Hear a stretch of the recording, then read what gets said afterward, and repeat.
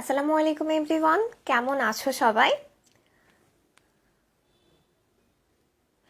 আমি আনিকা তাহসিন মিম ইনস্ট্যান্ট স্কুলের পক্ষ থেকে তোমাদের সাথে রয়েছে কেমিস্ট্রি ইনস্ট্রাক্টর হিসেবে। আজকে আমরা চলে এসেছি আমাদের রেগুলার ক্লাস নিয়ে। আচ্ছা, তোমরা একটু জয়েন করো, আমি একটু অপেক্ষা করি।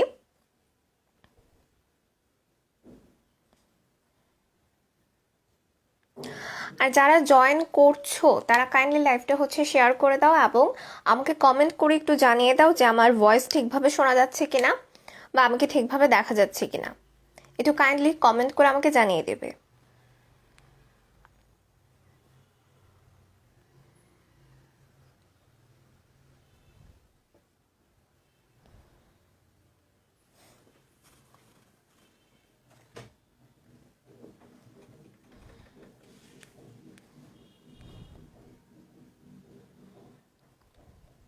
আচ্ছা, পিয়াস আমাদের সাথে রয়েছে। আমি ভালো আছি পিয়াস। আচ্ছা, যারা একটু সাথে আছো কাইন্ডলি আমাকে একটু কমেন্ট করো, কমেন্ট করে আমাকে জানিয়ে দাও যে আমার ভয়েসটা ঠিক মতো তোমাদের অবধি পৌঁছাচ্ছে কিনা, ঠিকভাবে শোনা যাচ্ছে কিনা। আমার কথা একটু কাইন্ডলি কমেন্ট করো। তোমাদের থেকে ক্লিয়ারেন্স না পেলে আসলে আমি ক্লাসটা শুরু করতে চাচ্ছি না। হ্যাঁ, পিয়াস জানাচ্ছে যে অল ক্লিয়ার। আচ্ছা দেখো, আমাদের আজকে গুণগত রসায়নের আমি মোটামুটি সব টপিকে এই পর্যন্ত আমাদের পড়ানো শেষ। লাস্টে আমি তো যদি একটু বলি যে আজকে আমাদের প্রথমেই যে টপিকটা তোমরা দেখতে পাচ্ছ যে দ্রাব্যতার উপর সময়ায়ন প্রভাব, এটা নিয়ে আমরা একটু পড়াশোনা করবো। এবং তারপর অর্থাৎ আমাদের যে কয়েকটা টপিক বাকি থাকে, যেমন ধরো পাতন বা ক্রোমাটোগ্রাফি এবং দ্রাবক নিষ্কাশন, এই যে তিনটা টপিক থাকে, এই তিনটা টপিক আসলে তোমাদের বুঝিয়ে পড়ানোর মতো তেমন কিছু নেই। তো বুঝিয়ে পড়ার মতো যেহেতু নেই, তোমাদের উপর ব্যাপারটা যে আমি তাও বলে দেবো যে কোন জিনিসগুলো এমসিকিউর জন্য ইম্পর্টেন্ট বা কিভাবে প্রশ্ন হতে পারে সেই সম্পর্কে আমি তোমাদের আইডিয়া দিয়ে দিব। কিন্তু তোমাদের কাজ হবে যেটা, সেটা হচ্ছে নিজেরা খুব ভালোভাবে লাইন বাই লাইন প্রথমে একবার রিডিং দিবে। তোমরা যদি নিজেরা ভালোভাবে একবার এই টপিকগুলো রিডিং দাও, তাহলে নিজেরা আসলে বুঝে যাবে যে কোন জিনিসগুলো আসতে পারে পরীক্ষায় বা কোনগুলো পড়ার মতো। আর আপু তো গাইডলাইন দিয়েই দিচ্ছি, হেল্প করে দিচ্ছি যে কিভাবে পড়তে হবে।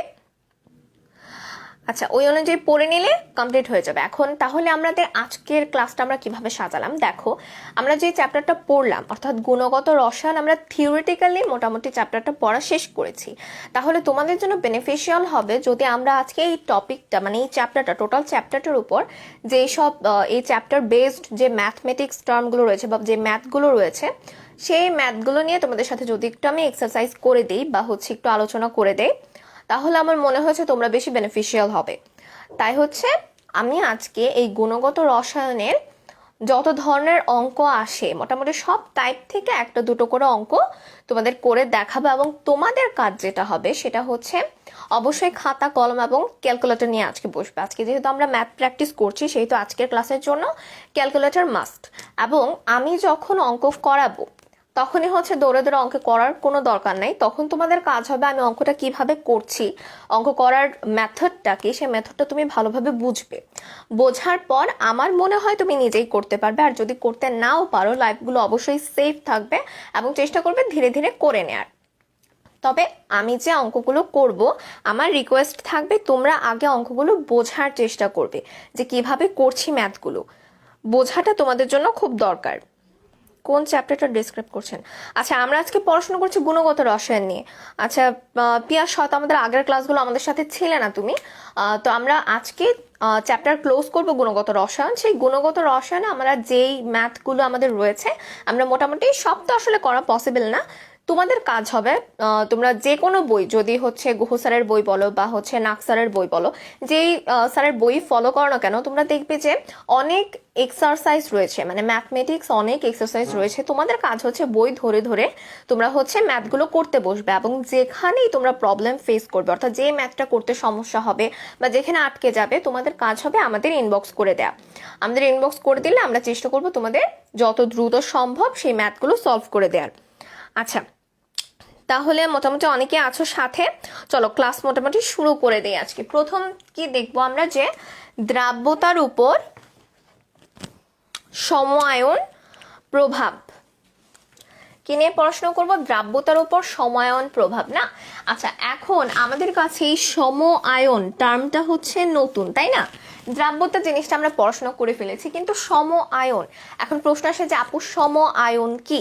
দেখো, একটা দ্রবণে যখন আমরা দুটি তড়িৎ বিশ্লেষ্য নিচ্ছি, একটা দ্রবণে দুটি তড়িৎ বিশ্লেষ্য বিয়োজনের ফলে যদি আমরা উভয় তড়িৎ বিশ্লেষ্য থেকে সেম আয়ন পাই, অর্থাৎ একই আয়ন যদি দুইটি তড়িৎ বিশ্লেষ্যের মধ্যে উপস্থিত থাকে, তাহলে আমরা সেই আয়নটাকে বলছি কমন আয়ন বা সম আয়ন। কি বললাম তাহলে? আমরা সংজ্ঞাটা আমরা কিভাবে দিতে পারি যে কোনো দ্রবণের দুইটি তড়িৎ বিশ্লেষ্যের বিয়োজনের ফলে যদি একই আয়ন উপস্থিত থাকে, তাহলে আমরা সেই আয়নটিকে বলছি সম আয়ন বা কমন আয়ন। আচ্ছা, এখন এই কমন আয়ন ইফেক্টটা আমাদের দ্রাব্যতার উপর কিভাবে পড়ছে সেটা যদি আমরা একটু বুঝতে চাই, দেখো, আমরা প্রথমে যদি অ্যামোনিয়াম হাইড্রোক্সাইডের একটা দ্রবণ নেই, যে অ্যামোনিয়াম হাইড্রোক্সাইড, তাহলে আমরা অ্যামোনিয়াম হাইড্রোক্সাইড এই তড়িৎ বিশ্লেষ্যটাকে আমরা যদি বিয়োজন ঘটাই, তাহলে আমরা কি পাচ্ছি দেখো তো?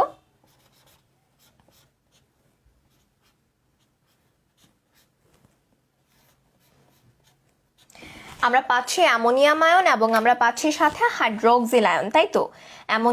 অ্যামোনিয়াম আয়ন পাচ্ছি এবং হাইড্রোক্সিল আয়ন পাচ্ছি। আচ্ছা, তাহলে ভরক্রিয়া সূত্রানুসারে আমরা কি লিখতে পারি দেখো তো? ভরক্রিয়া সূত্র মতে আমরা লিখতে পারি কে সমান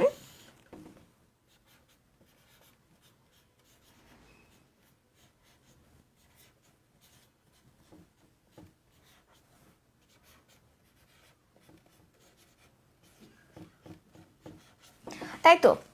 কে সমান আমরা এই উপরে আমরা যে পেলাম সেই আয়নগুলোর ঘনমাত্রার গুণফল, আর নিচে হচ্ছে আমাদের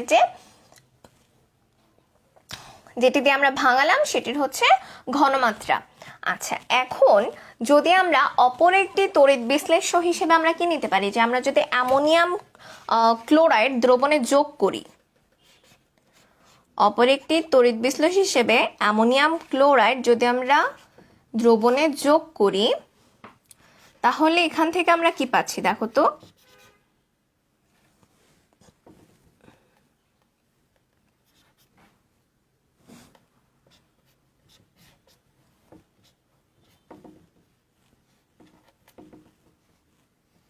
অ্যামোনিয়াম 4+ এবং ক্লোরাইড আয়ন, তাই তো? এই দুইটা আয়ন পাচ্ছে। এখন তুমি যদি একটু ভালোভাবে লক্ষ্য করো, তাহলে আমরা খুব ইজিলি বলতে পারি যে আমাদের এই দ্রবণে কমন আয়ন, তাহলে আমরা কাকে পাচ্ছি? কমন আয়ন পাচ্ছি আমরা অ্যামোনিয়াম আয়নটিকে, তাই তো? এখন তুমি দেখো যে আমাদের দ্রবণটাতে যখন আমরা প্রথমে ছিল অ্যামোনিয়াম, এটার ক্ষেত্রে আমরা যখন ভরক্রিয়া সূত্র অ্যাপ্লাই করেছিলাম, তখন আমরা কে সমান যে এটা লিখেছি, এখন কিন্তু আমাদের দ্রবণে আমরা আরো নতুন কিছু অ্যামোনিয়াম আয়ন পাচ্ছি, তাই না? অ্যামোনিয়াম আয়নটা আমাদের বেড়ে গেল, তখন আমরা ধরতে পারি যে ধরো আমরা নতুন এক্সমল অ্যামোনিয়াম আয়ন পেলাম।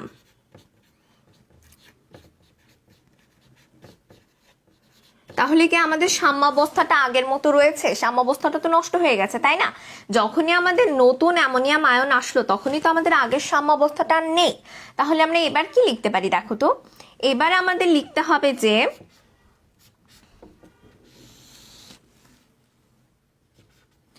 এখানে আমাদের আগে ছিল অ্যামোনিয়াম প্লাস, আর এখানে আমাদের এখন নতুন যে এক্সমল পরিমাণ আরো অ্যামোনিয়াম আয়ন পাচ্ছি, সেটা এখানে যোগ করতে হবে।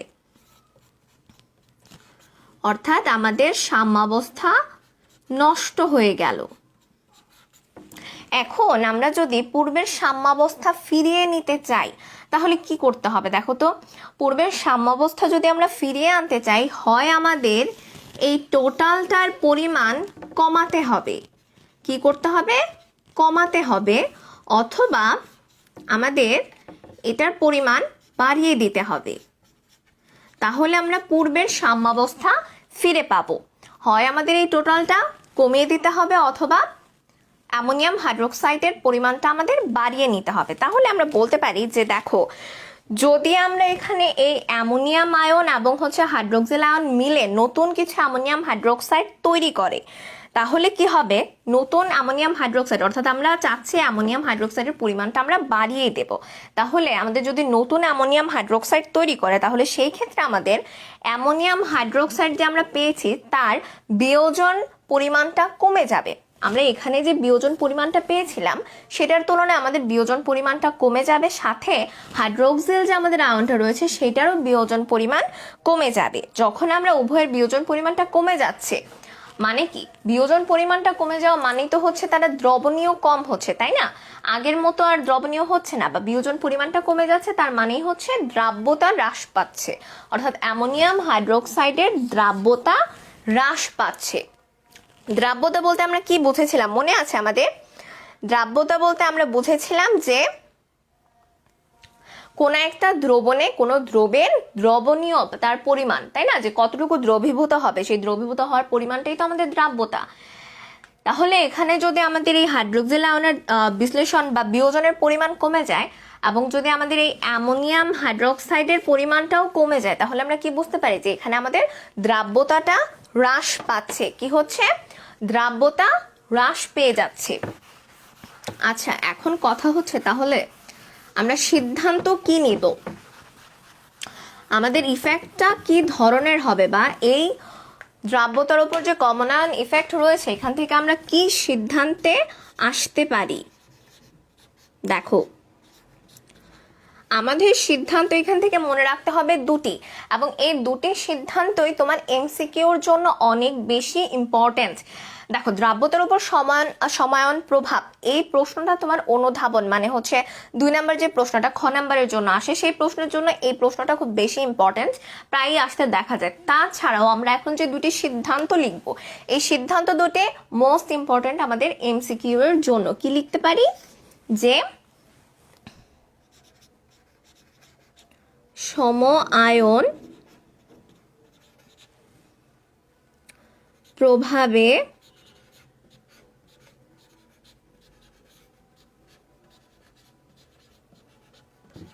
দ্রাব্যতা হ্রাস পায়। কি লিখলাম আমরা? সম আয়ন প্রভাবে দ্রাব্যতা হ্রাস পায়। আরেকটা সিদ্ধান্ত কি তোমার জানতে হবে, সেটা হচ্ছে যে দ্রাব্যতা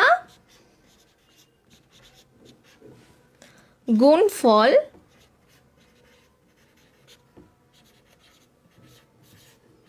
ধ্রুব থাকে। তাহলে কি দুটি সিদ্ধান্ত আমরা নিলাম? যে সম আয়ন প্রভাবে দ্রাব্যতা হ্রাস পায়, তবে দ্রাব্যতা গুণফল ধ্রুব থাকে।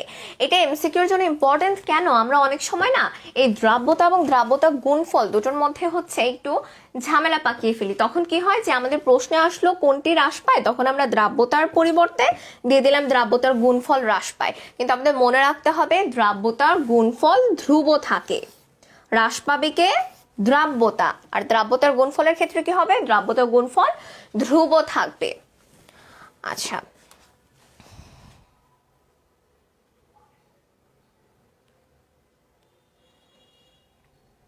যারা সাথে আছো তোমরা বুঝতে পারছো পড়াটা? আমি কি বোঝাতে পেরেছি? না বুঝলে কমেন্ট করবে। সায়েদা নুসরাত আপু, দ্রাব্যতার গুণফল নিয়ে কোয়েশ্চেন ছিল। আচ্ছা, তোমাদের হচ্ছে আমি বারবার করে বলে দেই, তোমাদের যে কোনো ধরনের কোয়েশ্চেন হোক বা হচ্ছে তোমাদের ম্যাথমেটিক্স, এই যে আমি যেমন আজকে যে ম্যাথগুলো করাবো সেসব না হয়ে অন্য কোনো ম্যাথ থেকেও তোমাদের যদি কেমিস্ট্রি রিলেটেড ম্যাথ থেকে প্রশ্ন থেকে থাকে বা কোনোটা করতে গিয়ে দেখা যাচ্ছে যে তুমি পারছো না করতে, ইনস্ট্যান্টলি তোমার কাজ হচ্ছে ছবি তুলে হোক বা টাইপ করে হোক আমাদের ইনবক্স করে দাও। ইনবক্স করে বলো যে আপু এই ম্যাথটা আমি করতে পারছি না বা সমস্যা হচ্ছে, কাইন্ডলি আমাকে সলভ করে দেওয়া যায় কিনা। আমরা চেষ্টা করব তোমাদের যত দ্রুত সম্ভব তোমাদের যে কোনো ধরনের কোয়েরিজের অ্যান্সার করে দেওয়ার। আচ্ছা, এখন আমরা যে বললাম যে আমাদের পরবর্তী যে টপিকগুলো রয়েছে সেগুলো নিয়ে আমরা একটু হালকা আলোচনা করব, যেহেতু আমি বলেই দিয়েছি যে এখানে আসলে পড়ানোর মতো বা হচ্ছে বৃহৎ আকারে তোমাদের বুঝিয়ে পড়ানোর মতো তেমন কিছু নেই। তাই আমি চেষ্টা করছি তোমাদের একটু ধরিয়ে দেওয়ার যে তোমরা কি পড়বে। যেমন ধরো যে দেখো, যদি পাতনের ক্ষেত্রে চিন্তা করো তাহলে প্রথমত তোমাদের জানতে হবে পাতনের সংজ্ঞা কি।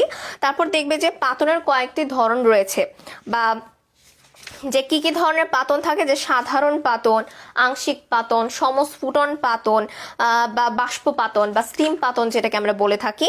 এই যে পাতনের বা ঊর্ধ্ব পাতন, এই যে পাতনের কয়েকটা টাইপ আমি বললাম, তোমরা যদি একটু বইটা কষ্ট করে যদি একটু বইটা রিডিং দাও তাহলে দেখতে পারবে প্রত্যেকটা পাতনের জন্য কিছু স্পেসিফিক এক্সাম্পল দেয়া আছে। কি রয়েছে? স্পেসিফিক কিছু এক্সাম্পল দেয়া রয়েছে যে এইভাবে এই পাতনের সাহায্যে আমরা এটা করি, যেটা প্রয়োগ আকারে লেখা রয়েছে। তোমাদের কাজ হচ্ছে প্রত্যেকটা পাতনের জন্য এক্সাম্পলগুলো মুখস্থ করা। এখন কথা হচ্ছে আপু কেন মুখস্থ করব? তোমাদের ইন্টারের এমসিকিউর জন্য এটা মোস্ট ইম্পর্টেন্ট অবশ্যই, কিন্তু যেটা তোমরা বেশি বেনিফিশিয়াল হবে যেখানে, সেটা হচ্ছে ভর্তি পরীক্ষার ক্ষেত্রে।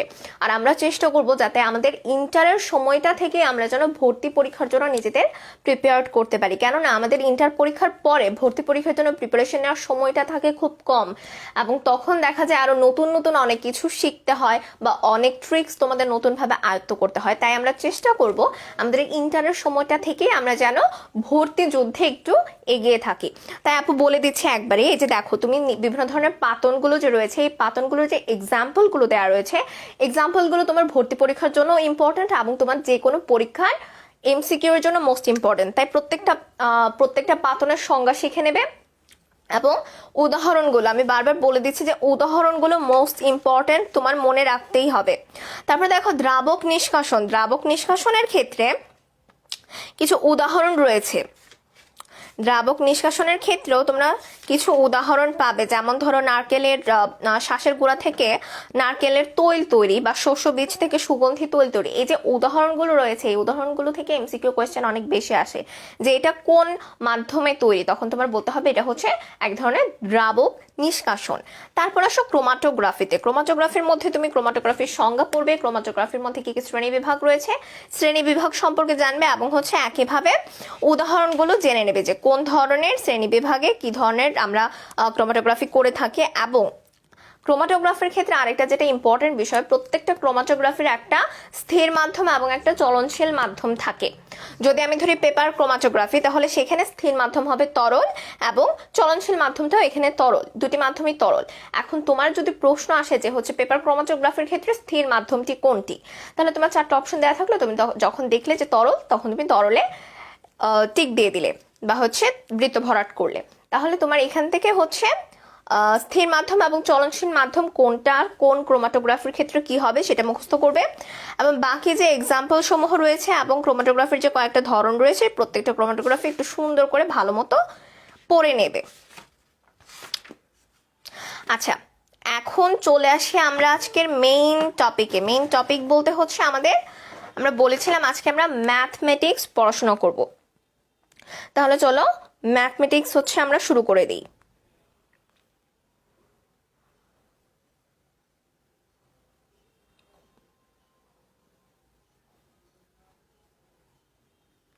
আচ্ছা, পিএস বলছে আগের ক্লাসগুলো মিস করেছে তাই একটু কষ্ট হচ্ছে।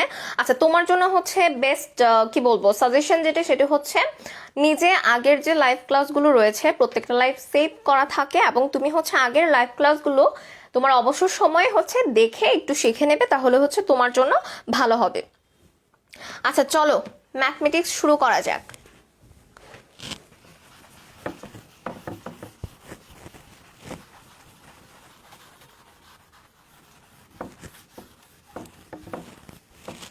তোমাদের জন্য আমি বারবার বলে দিচ্ছি, কমেন্ট সেকশনে কোয়েশ্চেন করার চেয়ে তোমাদের জন্য বেটার হবে যখন তোমরা হচ্ছে কোনো একটা আগের পড়া বুঝতে পারছো না বা নতুন একটা কিছু টপিক নিয়ে তোমাদের সমস্যা হচ্ছে, তোমাদের জন্য বেস্ট অপশন হচ্ছে আমাদের ইনবক্স করে দেয়া।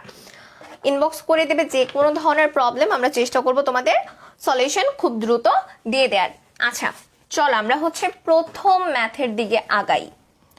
প্রথম ম্যাথ দেখো কি বলছে আমাদের, যে হাইড্রোজেন পরমাণুর তৃতীয় শক্তি স্তর। আমরা যদি একটু প্রশ্নটা লিখি,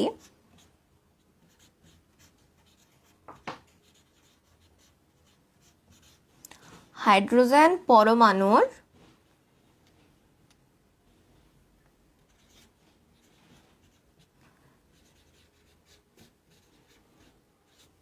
তৃতীয় শক্তি স্তরে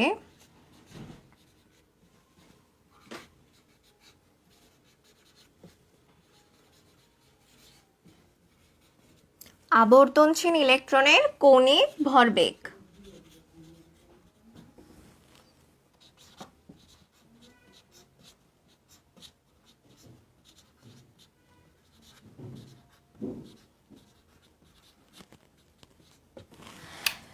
তোমার প্রশ্ন করেছে যে হাইড্রোজেন পরমাণুর তৃতীয় শক্তি স্তরের আবর্তনশীল ইলেকট্রনের কৌণিক ভরবেগ কত। এখন তোমার প্রথম কাজ হচ্ছে ম্যাথমেটিক্স যে প্রশ্নটা, ম্যাথের যে কোয়েশ্চেনটা রয়েছে, কোয়েশ্চেনটা পড়ে তুমি কি কি ইনফরমেশন পেলে সেটা আগে তুমি লিখে ফেলো। তোমাকে তাহলে এখানে একটি মাত্র ইনফরমেশন দেওয়া হয়েছে, যেটি হচ্ছে তৃতীয় শক্তি স্তর।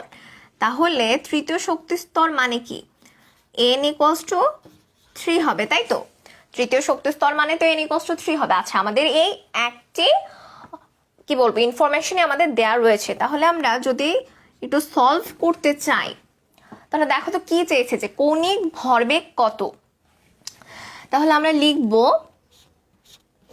যে আমরা জানি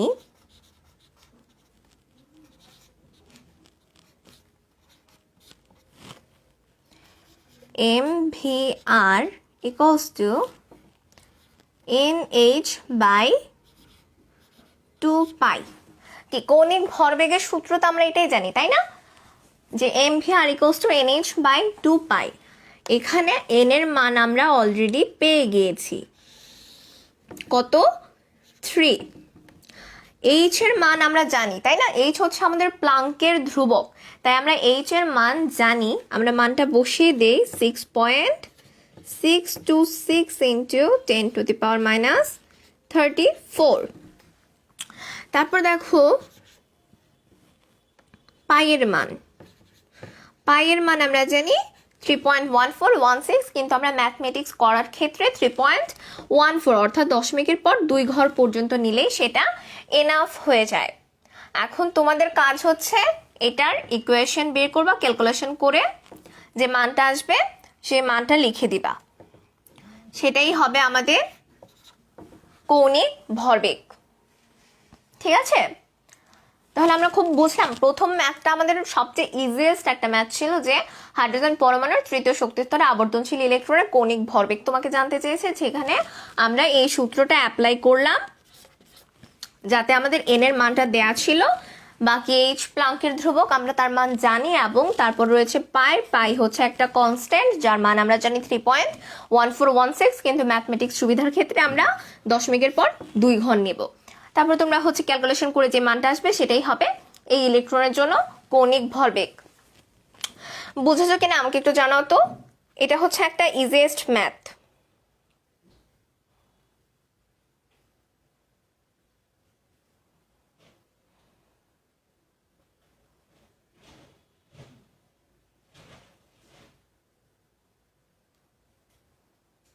বুঝতে পেরেছো ম্যাথটা? বুঝতে পারলে একটু জানাও আমাকে।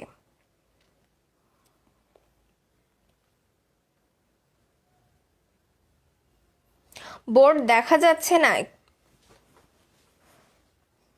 আচ্ছা, আমার এখানে তো ক্লিয়ার দেখাচ্ছে। এখন দেখা যাচ্ছে কিনা একটু দেখো তো, দেখে আমাকে জানাও যে বোর্ডটা এখন ক্লিয়ারলি দেখা যাচ্ছে কিনা।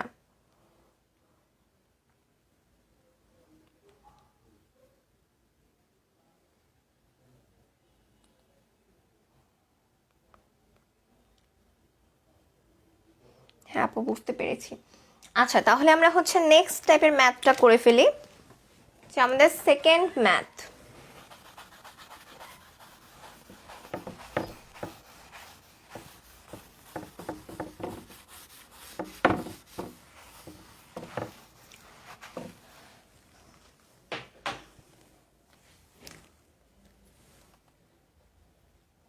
Math number 2।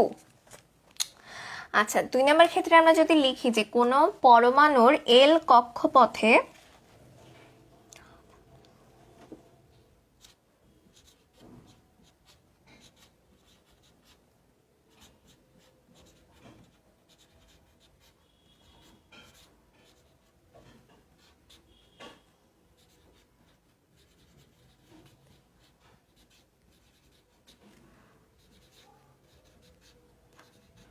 আবর্তনরত একটি ইলেকট্রনের কৌণিক ভরবেগ বের করো।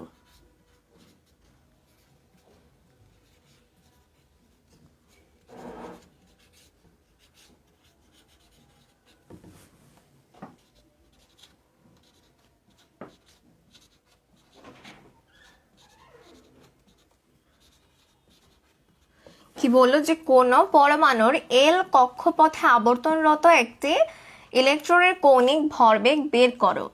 ওই কক্ষপথের ব্যাসার্ধ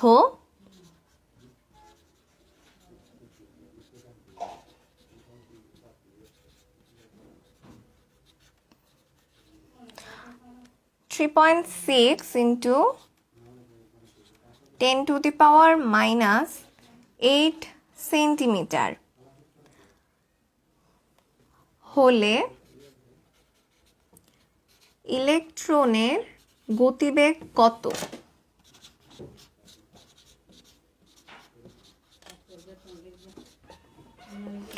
ইলেকট্রনের গতিবেগ কত? যেখানে ইলেকট্রনের ভর তোমাকে দিয়েছে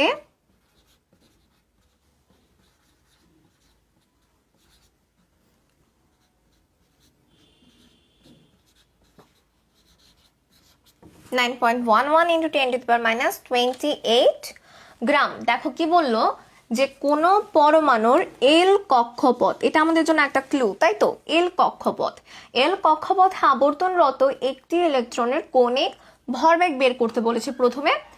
তারপরে তোমাকে বললো যে কক্ষপথের ব্যাসার্ধ যদি 3.6 into 10⁻⁻8 সেন্টিমিটার হয় তাহলে ইলেকট্রনের গতিবেগ কত হবে, যেখানে তারা তোমাকে ইলেকট্রনের ভর দিয়ে দিচ্ছে 9.11 into 10⁻28 গ্রাম। আচ্ছা দেখো তাহলে আমরা কি কি পাচ্ছি, ইনফরমেশনগুলো আমরা একটু আগে লিখে ফেলি তো। এল, আচ্ছা কে শেল হলে আমরা জানি এন এর মান হবে 1, কিন্তু এখানে রয়েছে এল শেল, তাহলে আমরা যদি হিসাব করি কে এল অর্থাৎ এন এর মান হবে 2। ওকে, তারপর দেখো তোমাদের ব্যাসার্ধ হিসেবে দিয়েছে এই মানটা। ব্যাসার্ধকে আমরা প্রকাশ করি আর দ্বারা, যেটা তারা দিয়েছে 3.6 into 10⁻⁻8 সেন্টিমিটার। আচ্ছা আমরা যখন কোনো ম্যাথ করব তখন আমরা চেষ্টা করব সেটাকে এসআই এককে নিয়ে ম্যাথটা করার। তাহলে কি হবে 3.6 into 10⁻10 সেন্টিমিটার, 10 মিটার। আচ্ছা তারপর দেখো তোমাদের কি দেওয়া রয়েছে যে ইলেকট্রনের ভর তোমাদের দেওয়া আছে 3.11 into 10⁻⁻28 গ্রাম, যেটাকেও আমরা এসআই এককে নিয়ে তারপর কাজ করব, যেটা হবে 9.11 into 10⁻31 কিলোগ্রাম। আচ্ছা এখন চলে আসি আমরা ম্যাথে। কি করতে হবে দেখো তো, আগের অঙ্কটার মতোই হুবহু, অর্থাৎ আমরা প্রথম যে ম্যাথটা করলাম ওইটার মতোই হুবহু আমরা প্রথমে কৌণিক ভরবেগ বের করে নিব। mvr equals to nh/2π, n এর মান পেয়েছি আমরা 2, h এর মান বসাবো 2 into পাই এর মান 3.14। আচ্ছা এটা বের করলে maybe 3.1 into 10⁻⁻,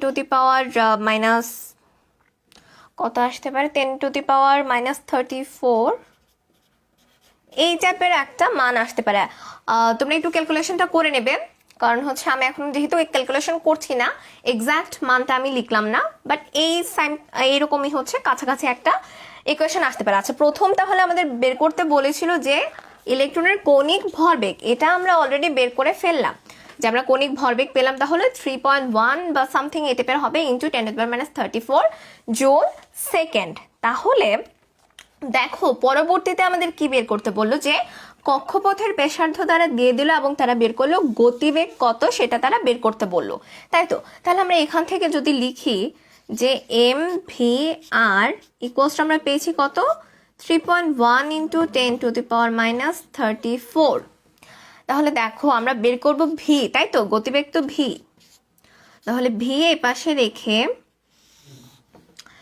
3.1 into 10⁻⁻34 divide by M R,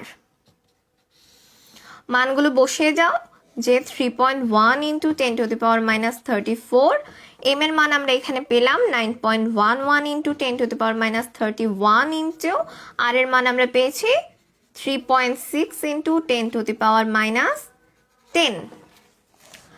এখন হচ্ছে বাকিটুকু তোমাদের কাজ, ক্যালকুলেশন করবে, ক্যালকুলেশন করে যেই ফলটা আসবে সেটাই হচ্ছে আমাদের উক্ত ইলেকট্রনের জন্য গতিবেগ। বুঝতে পারলাম আমরা? দেখো প্রথমে আমরা কি করলাম, প্রথমে আমরা আগে যেভাবে আমরা এমভিআর দ্বারা হচ্ছে আমরা আমাদের কৌণিক ভরবেগ বের করেছিলাম, ঠিক সেম ওয়েতে প্রথমে আমরা প্রথম অংশের জন্য ইলেকট্রনের কৌণিক ভরবেগ বের করব, এবং দ্বিতীয় অংশের জন্য তারা যখন চাইলো যে আমাদের ইলেকট্রনের গতিবেগ, তখনকার জন্য আমরা এইখান থেকে যেটা পেলাম সেইটা থেকে এমভিআর ইকুয়ালস টু এই মানটা বসে আমরা এখান থেকে এই ভি এর মানটা বের করে ইলেকট্রনের গতিবেগ বের করে নিয়েছি। বুঝতে কারো সমস্যা হয়েছে? বুঝতে কোনো ধরনের সমস্যা হলে আমাকে জানাও।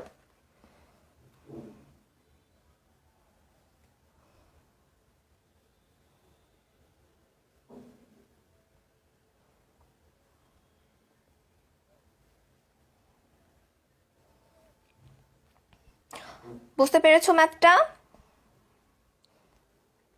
আই গেস বেশ ইজি। প্রথমে তোমরা হচ্ছে এমভিআর দিয়ে হচ্ছে আমরা সেই সূত্র দিয়ে MVR equals to NH/2 pi, same সূত্র দিয়ে আমরা গতিবেগটা বের করলাম। এখন গতিবেগ যত পেয়েছে এমভিআর ইকুয়ালস টু, সেখান থেকে আমরা গতিবেগ অর্থাৎ ভি এর মানটা, অর্থাৎ কৌণিক ভরবেগ থেকে আমরা আবার গতিবেগ হিসেবে ভি এর মানটা বের করলাম।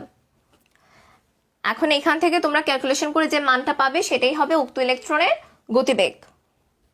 সবার কাছে ক্লিয়ার?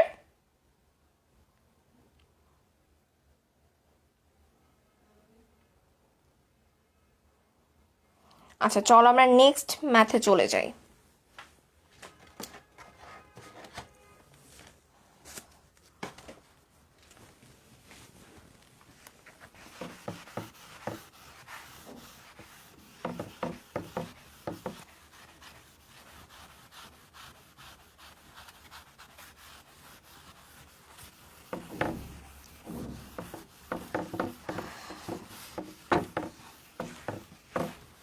তোমাদের কারো কোনো ধরনের কোয়েরিজ থাকলে আমি বারবার করে লাইভের মধ্যে বলে দিই যে তোমরা ইনবক্স করে দিবে। যে কোনো ধরনের কোয়েরিজ থাকলে তোমাদের প্রশ্নগুলো তোমরা ইনবক্স করে দিবে, আমরা হচ্ছে চেষ্টা করব উত্তর দেওয়ার। আচ্ছা দেখো আমরা যদি 3 নাম্বার ম্যাথমেটিক্সটা দেখি যে কি রয়েছে। এখানে তোমাকে বলেছে যে হাইড্রোজেন পরমাণুর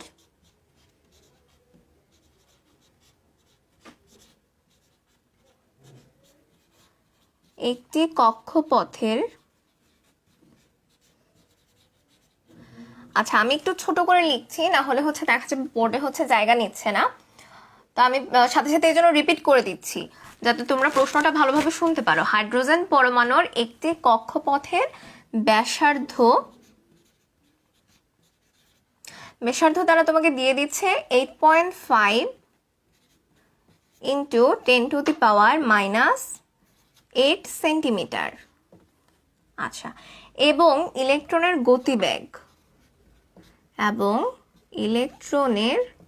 গতিবেগ কত দিচ্ছে? ইলেকট্রনের গতিবেগ 5.4452 ইন্টু 10⁻7 সেন্টিমিটার পার সেকেন্ড হলে ইলেকট্রনটি কোন কক্ষপথে আবর্তনশীল?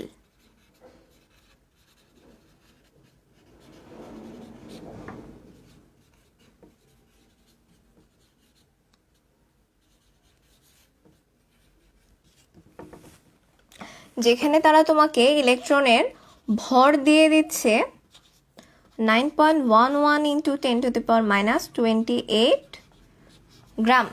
প্রশ্নটাকে আমরা বুঝলাম যে দেখো কি বলছে, হাইড্রোজেন পরমাণুর একটি ইলেকট্রনের ব্যাসার্ধ 8.5 ইন্টু 10⁻8 সেন্টিমিটার এবং ইলেকট্রনের গতিবেগ 5.4452 ইন্টু 10⁻7 সেন্টিমিটার পার সেকেন্ড হলে ইলেকট্রনটি কোন কক্ষপথে আবর্তনরত, মানে কি ইলেকট্রনটি কোন কক্ষপথে আবর্তনশীল বলতে আমরা কিসের মান বের করব, আমরা হচ্ছে এন এর মান আমাদের চেয়েছে, তাই তো।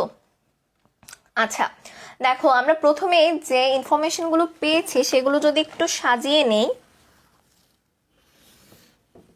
কি পেলাম, ব্যাসার্ধ পেলাম আমরা প্রথমে যে আর ইকুয়ালস টু 8.5 ইন্টু 10⁻⁻8 সেন্টিমিটার। আমরা প্রথমেই বলেছি আমরা মানগুলোকে এসআই এককে রাখার চেষ্টা করব, তাহলে এটা হবে মিটার। তারপরে আমরা পেলাম গতিবেগ, গতিবেগ আমরা জানি ভি কত দিল, 5.4452 ইন্টু 10⁻7 সেন্টিমিটার পার সেকেন্ড, যেটা আমরা এসআই এককে নিলে পাবো 5.4452 ইন্টু 10⁻5, অর্থাৎ পাওয়ার 2 মাইনাস হবে, তাই তো, মিটার পার সেকেন্ড। আর কি দেয়া রয়েছে আমাদের, ইলেকট্রনের ভর দেয়া রয়েছে 9.11 ইন্টু 10⁻28 গ্রাম, যেটাকে আমরা এসআই এককে নিলে পাচ্ছি 9.11 ইন্টু 10⁻31 কেজি। এই ইনফরমেশনগুলো আমরা পেয়ে গিয়েছি। আচ্ছা দেখো এখন আমরা ম্যাথটা করব কিভাবে, প্রথমেই লিখবো আমরা জানি আমরা কি জানি, আমরা জানি mvr ইকুয়ালস টু nh/2π। দেখো এই সূত্রটা অ্যাপ্লাই করলে তুমি ইজিলি কোন কক্ষপথে আবর্তনশীল রয়েছে সেটা বের করতে পারবো, কেননা আমরা n এর মান বের করব। আর দেখো বাকি সবগুলো মান আমরা পেয়ে গেছি, আমরা m এর মান জানি, আমরা v এর মান জানি, আমরা r এর মান জানি এবং h আর পাই দুটোর মানও আমরা জানি। তাহলে আমাদের কাজ হচ্ছে এই সূত্রটা অ্যাপ্লাই করে এখান থেকে দেখো আমরা সাইড চেঞ্জ করে নেব, যেহেতু আমরা n এর মান বের করব,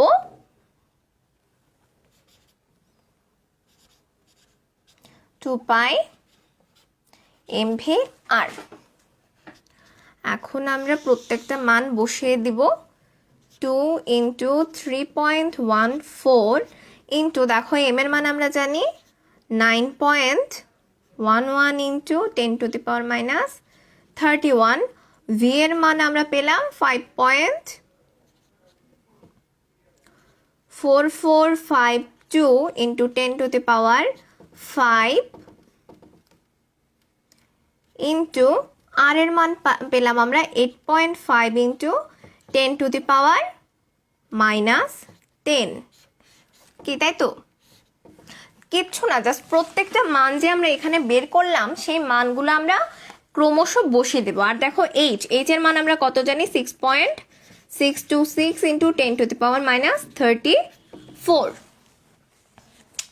ক্যালকুলেশন করলে এখানে হয়তো তোমরা 3.99 এই টাইপের একটা মান পাবে, কিন্তু আমরা এখানে এটা রাখতে পারছি না, কেননা আমরা জানি যে n এর মান সবসময় পূর্ণ সংখ্যা হবে, অর্থাৎ কক্ষপথ কখনো ফ্র্যাকশনাল নাম্বার আসতে পারবে না, সেটাকে পূর্ণ সংখ্যায় লিখতে হবে। তাহলে 3.99 কে আমরা ইজিলি 4 লিখতে পারি, তাহলে n এর মান পাচ্ছি আমরা 4। বুঝতে কারো সমস্যা, কোনো ধরনের সমস্যা হলে একটু বলো।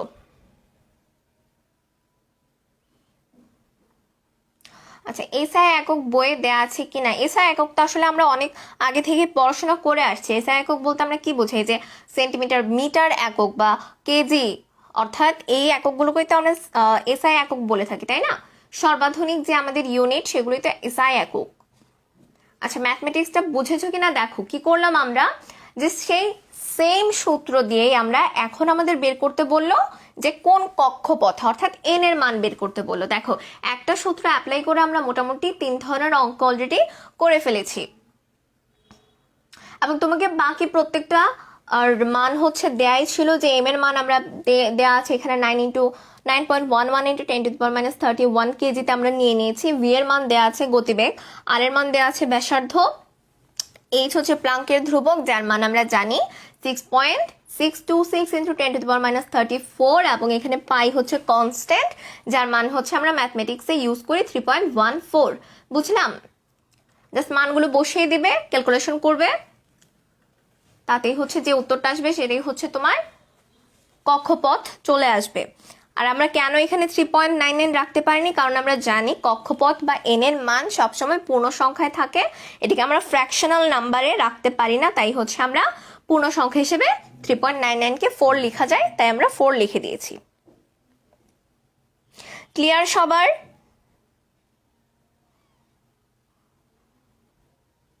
আচ্ছা, বুঝতে পারছি।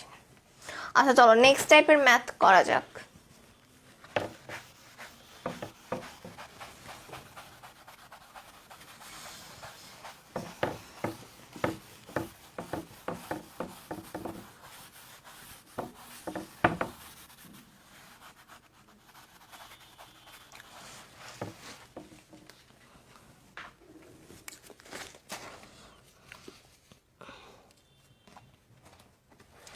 আচ্ছা, নেক্সট যে ম্যাথটা সেটা আমরা করব তরঙ্গ দৈর্ঘ্য এবং ফ্রিকোয়েন্সি বা স্পন্দন সংখ্যা রিলেটেড ম্যাথ করব।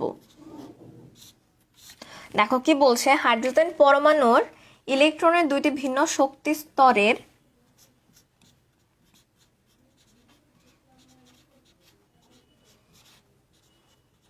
হাইড্রোজেন পরমাণুর ইলেকট্রনের দুইটি ভিন্ন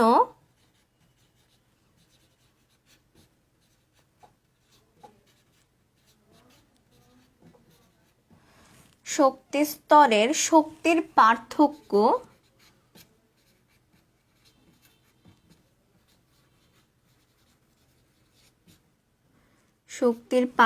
দেয়া আছে তোমার 245.59 কিলো জোল পার মোল। কি বললো যে হাইড্রোজেন পরমাণুর ইলেকট্রনের দুইটি ভিন্ন শক্তি স্তরের শক্তির পার্থক্য 245.9 কিলো জোল পার মোল। উচ্চতর শক্তি স্তর থেকে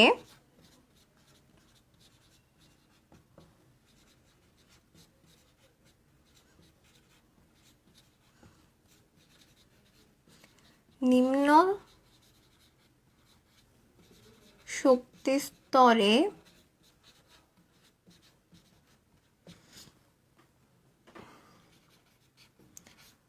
লাফিয়ে পড়লে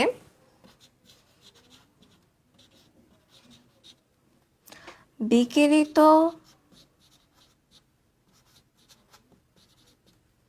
রশ্মির তরঙ্গ দৈর্ঘ্য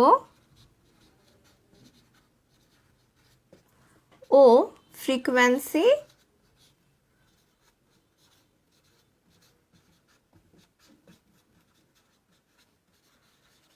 কত? দেখো কি চেয়েছে যে হাইড্রোজেন পরমাণুর দুইটি ইলেকট্রনের ভিন্ন ভিন্ন শক্তি স্তরের মধ্যে শক্তির পার্থক্য 245.9 কিলোজোল পার মোল।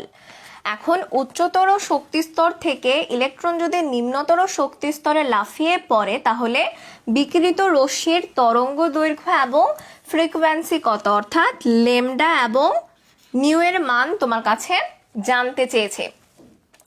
আচ্ছা, বরাবরের মতো আমরা তাহলে লিখে ফেলি যে আমরা কি কি ইনফরমেশন এখানে পেলাম। দেখো, শক্তির পার্থক্য পেয়েছি, শক্তির পার্থক্যকে আমরা প্রকাশ করি ডেল ই দ্বারা। কত?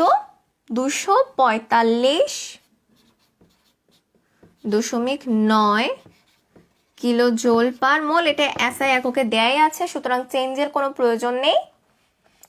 এখন দেখো আমরা কি সূত্র এখানে অ্যাপ্লাই করব, আমাদের এই একটি ইনফরমেশনে আমাদের দেয়া আছে। দেখো আমরা লিখব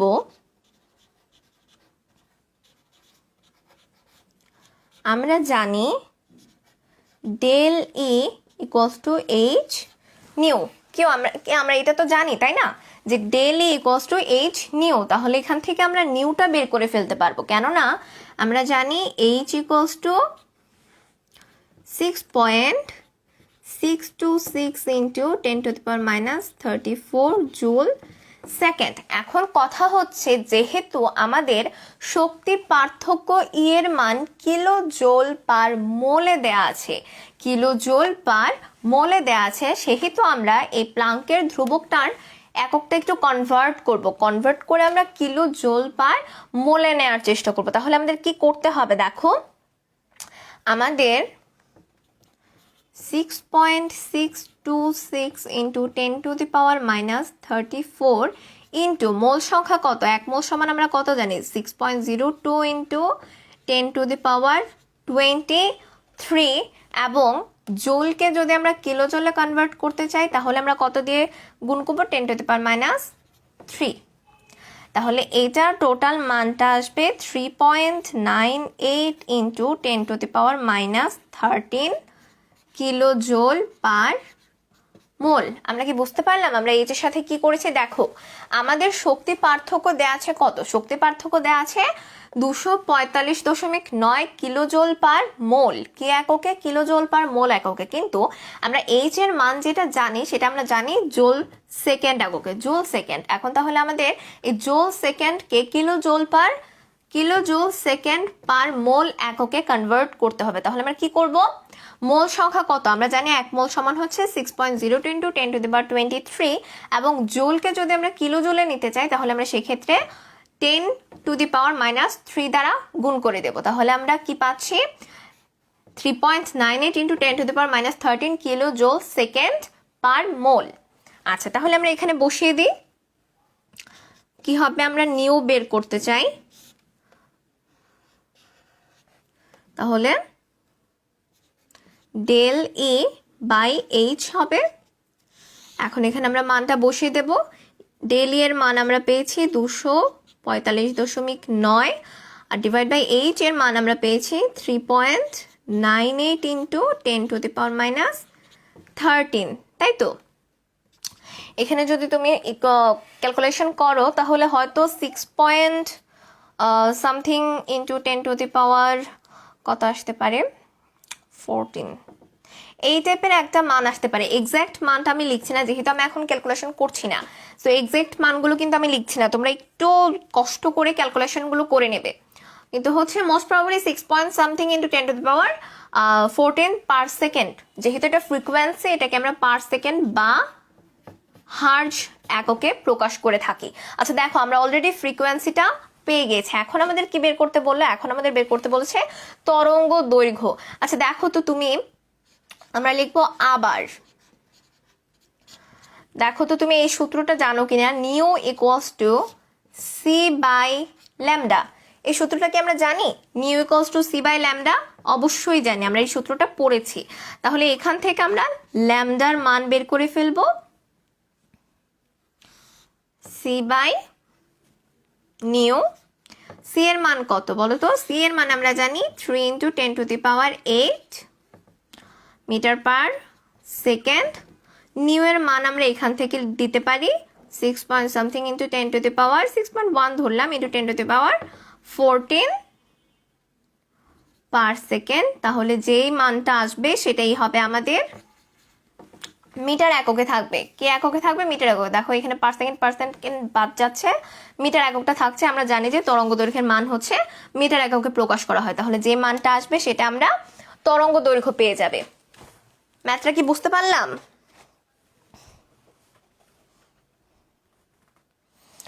বুঝতে পারলেও কমেন্ট করো, বুঝতে না পারলেও কমেন্ট করো।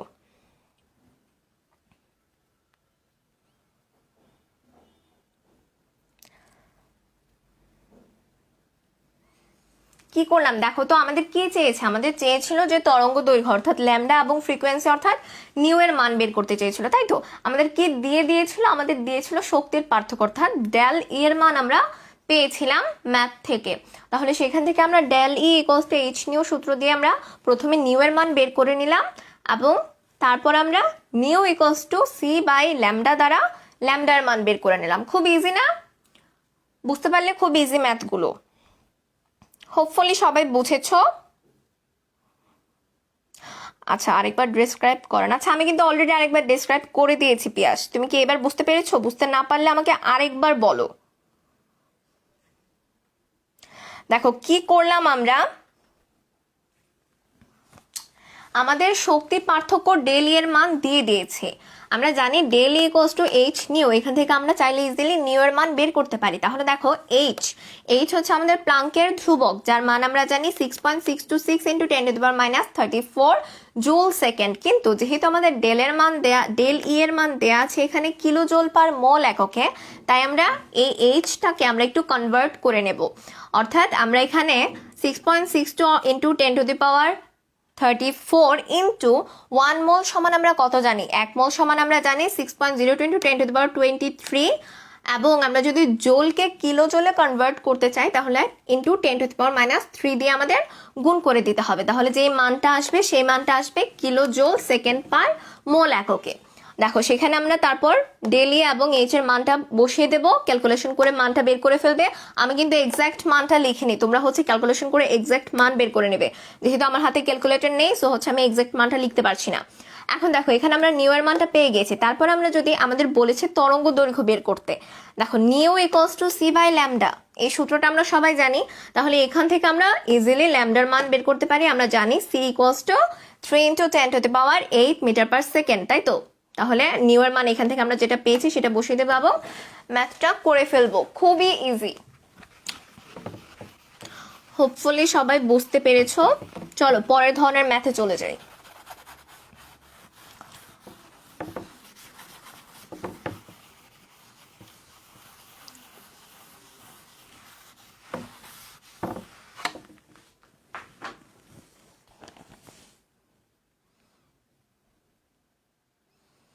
হ্যাঁ পিয়াস ক্লিয়ারলি বুঝতে পেরেছে। আচ্ছা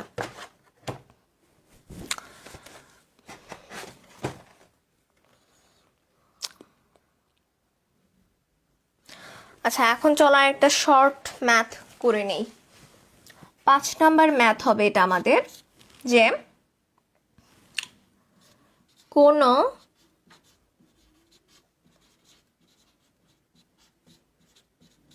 একটি ফোটনের শক্তি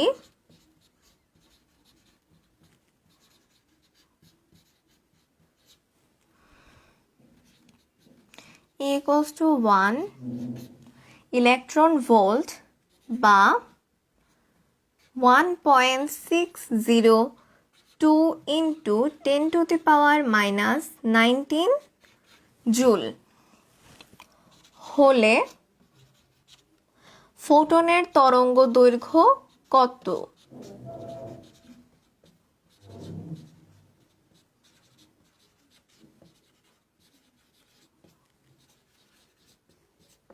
কি বললো আমাদের? কোনো একটি ফোটনের শক্তি E equals two 1 electron volt বা 1.602 ইন্টু 10⁻⁻19 জুল হলে। আচ্ছা এইটা তোমাদের জন্য একটা স্পেশাল এমসিকিউ। এই মানটা আমরা সবাই মুখস্থ করে ফেলবো যে একটি ফোটনের শক্তি ইকুয়ালস টু হবে 1 ইলেকট্রন ভোল্ট বা 1.602 ইন্টু 10⁻⁻19 জুল। আচ্ছা এটা যদি হয় তাহলে তারা জানতে চাচ্ছে যে ফোটনের তরঙ্গ দৈর্ঘ্য কত। তাহলে আমরা এখানে কি পেলাম? E equals to 1.602 into 10⁻⁻19 joule. আমরা লিখব, আমরা জানি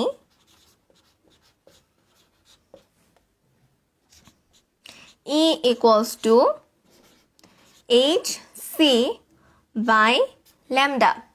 কি জানি আমরা? E equals to hc by lambda. দেখো প্রত্যেকটা সূত্র কিন্তু থিওরিটিক্যাল যখন আমি পড়িয়েছি প্রত্যেকটা সূত্র এসেছে, সেই সূত্রগুলো দিয়ে আমরা ঘুরে ফিরে এখন ম্যাথ টার্মগুলো কমপ্লিট করছি। দেখো E equals to hc by lambda আমাদের কি বের করতে বললো? তরঙ্গ দৈর্ঘ্য, মানে হচ্ছে ল্যামডা কত সেটা আমাদের জানতে হবে। তাহলে আমরা ল্যামডা ইকুয়ালস টু লিখব hc বাই E। মানগুলো বসিয়ে দাও। h এর মান আমরা কত জানি? 6.626 ইন্টু 10⁻⁻34। c এর মান কত জানি? 3 ইন্টু 10⁻8। e এর মান আমরা কত দেখলাম এখানে? 602 ইন্টু 10⁻⁻19 জুল। আচ্ছা আমরা একক লিখিনি, কোনোটাতে একক দরকার নেই। তাহলে এখন এখানে তোমরা ক্যালকুলেশন করে ফেলো। ক্যালকুলেশন করে যা আসবে মেবি 1 পয়েন্ট সামথিং আসার কথা। আমার হচ্ছে এক্সাক্ট মান মনে নেই যেহেতু হচ্ছে আমি ক্যালকুলেশন করছি না এখন। সো হচ্ছে 1 পয়েন্ট সামথিং আসবে। এখন যেটাই আসবে সেটার একক হবে কি জানি আমরা, ল্যামডা মানে তরঙ্গ দৈর্ঘ্য, যার একক হচ্ছে মিটার। তাহলে আমরা কি অঙ্কটা বুঝতে পেরেছি? খুব ইজি একটা ম্যাথ, কিন্তু সূত্রটা জানলেই তোমার ম্যাথটা আপনা আপনি হয়ে যাচ্ছে, খুবই ইজি। বুঝতে পেরেছো ম্যাথটা? আমাকে একটু বলো ম্যাথটা কি বোঝা গিয়েছে?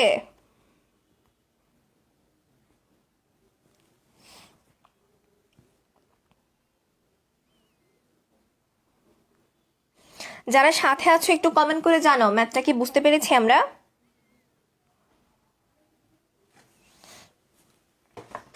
আচ্ছা চলো নেক্সট ম্যাথে যাওয়া যাক।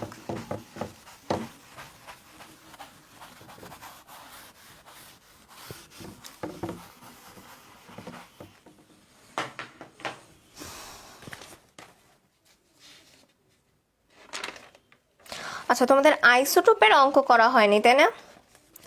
একটা আইসোটোপের একটা অঙ্ক করি, যে আমাদের 6 নাম্বার অঙ্ক। দেখো কি বলা আছে,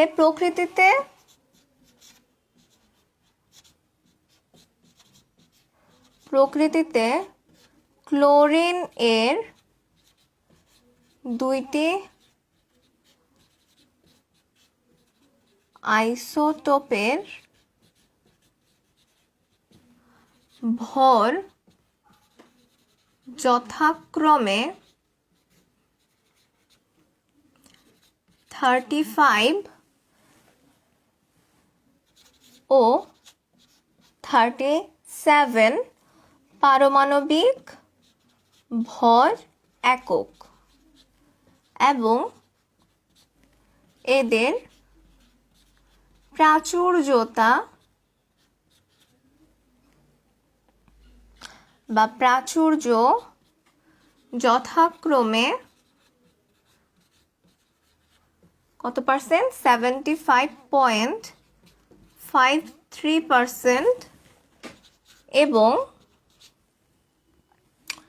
24.47%। ক্লোরিনের পারমাণবিক ভর কত?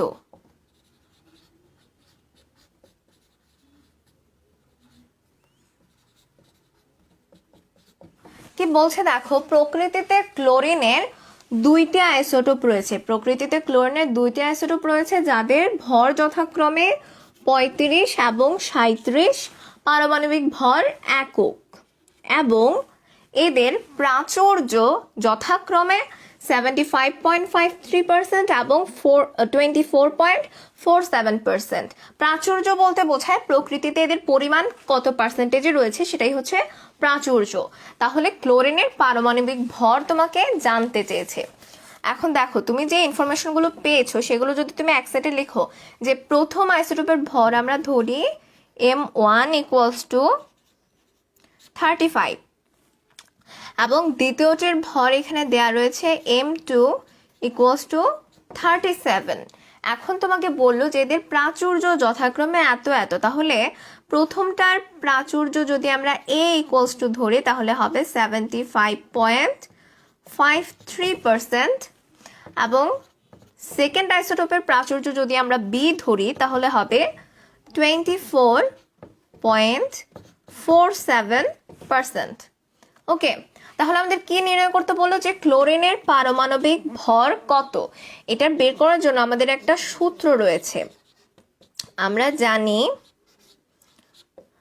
আপেক্ষিক পারমাণবিক ভর, কি বললাম, আপেক্ষিক পারমাণবিক ভর ইকুয়ালস টু, দেখো সূত্রটা হবে এইরকম, যে আইসোটোপ সেই আইসোটোপের প্রাচুর্যতা এবং তার ভর, প্লাস অপর যে আইসোটোপ তার প্রাচুর্যতা এবং তার ভর, ডিভাইড করবো আমরা 100 দিয়ে। তাহলে ব্যাপারটা কি দাঁড়ালো একটু দেখি, যে এ আমরা কত দেখলাম 75.53 ইন্টু M1 হচ্ছে 35, প্লাস বি হচ্ছে 24.47 ইন্টু M2 হচ্ছে 37 ডিভাইড বাই 100। এটা ক্যালকুলেশন করলে মোস্ট প্রবাবলি মান 487 এই টাইপের একটা মান আসে, যেটাকে আমরা ইজিলি লিখতে পারি 35.5। আমরা তো জানি যে ক্লোরিনের পারমাণবিক ভর 35.5, তাই তো? তাহলে আমরা এটা কিভাবে বের করলাম? দেখো খুব ইজি, ইকুয়েশনটা কি, যে হচ্ছে যেই আইসোটোপ তার ভর ইন্টু তার প্রাচুর্যতা প্লাস অপর আইসোটোপের ভর ইন্টু প্রাচুর্যতা, দুইটার গুণফলের যোগফল ডিভাইড করে দেবো আমরা 100 দ্বারা। তাহলে যেই ফলটা আমরা আসবে সেটাই আমরা পাবো যেই মৌলের আইসোটোপ তার আপেক্ষিক পারমাণবিক ভর। বুঝে গেলাম? বেশ সহজ। বুঝতে পারলে আমাকে একটু জানাও তো যে বুঝতে পেরেছো কিনা।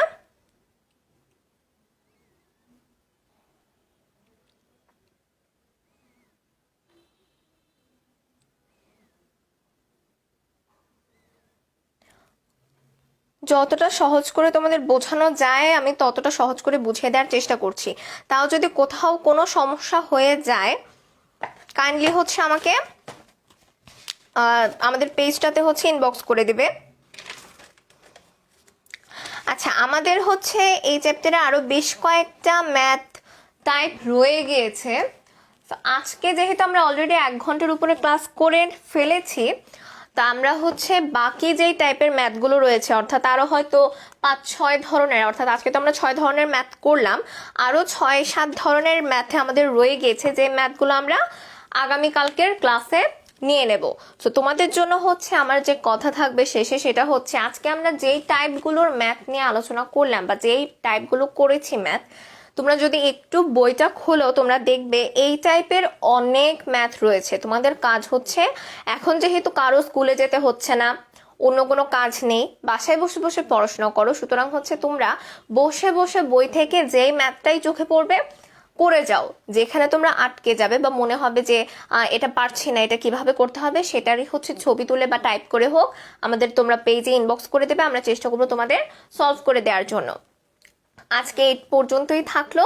সবাই ভালো থাকো, পড়াশোনা করো, এবং যে ম্যাথগুলো আমি করলাম এই ম্যাথগুলো এখন বাসায় নিজেরা করো, এবং হচ্ছে প্রত্যেকটার ক্যালকুলেশন ঠিক মতো করো। কারণ আমি যেহেতু ক্যালকুলেটর ছাড়া করেছি, তো আমি কোনোটাই আসলে এক্স্যাক্ট মান বসাতে পারিনি বা বসাইনি।